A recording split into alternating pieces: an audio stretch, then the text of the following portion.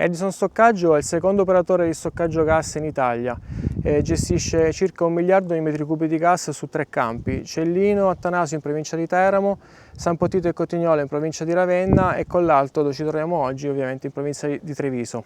Qui sono stoccati 600 milioni di metri cubi di gas. A livello italiano abbiamo una capacità di stoccaggio di 17 miliardi di metri cubi di gas, che contribuiscono circa al 20% del fabbisogno annuale del Paese. L'attività di stoccaggio è un'attività particolare. È importante chiarire dove questo gas viene stoccato e immagazzinato. Avviene in giacimento, strutture geologiche profonde, sostanzialmente quindi delle rocce, con caratteristiche di permeabilità e porosità. Il gas entra all'interno della porosità della roccia e rimane confinato grazie alla presenza di rocce impermeabili che costituiscono il perimetro del giacimento. Il giacimento, nel caso di Collalto, si trova a una profondità media di 1500 metri e un'estensione areale nell'intorno della centrale di circa 89 km². Il campo di Collalto nasce come campo di produzione primaria di gas negli anni 80, con 21 pozzi. Nel 1994 è stato convertito a stoccaggio perché il giacimento è stato reputato idoneo appunto all'attività di stoccaggio da parte del Ministero.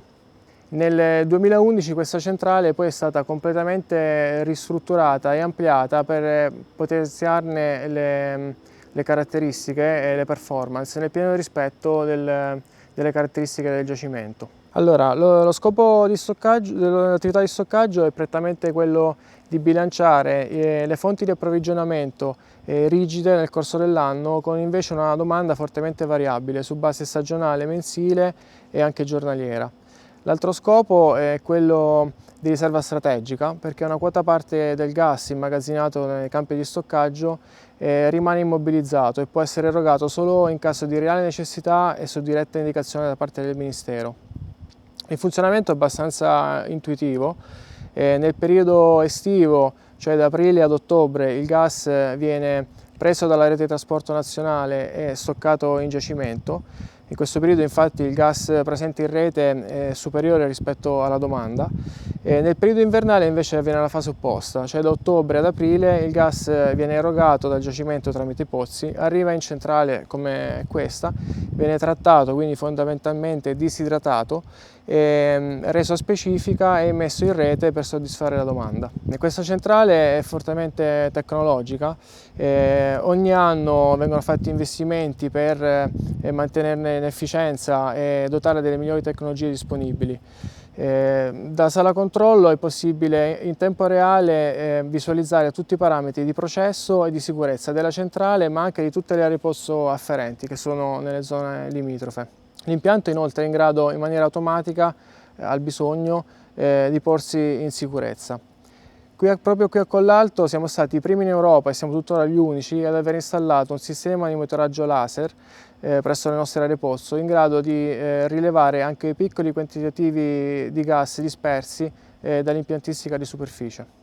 Il percorso verso la transizione energetica è un percorso lungo e a mio avviso il gas lo accompagnerà almeno nella prima fase.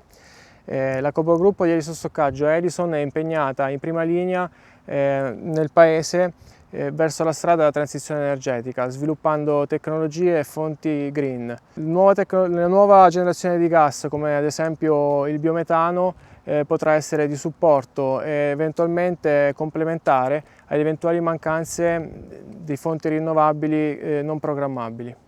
Come Edison Stoccaggio durante il periodo estivo abbiamo lavorato per poter arrivare a superare il 90% di riempimento secondo le direttive della Comunità Europea. Ad oggi siamo già al 93% di riempimento dei nostri giacimenti.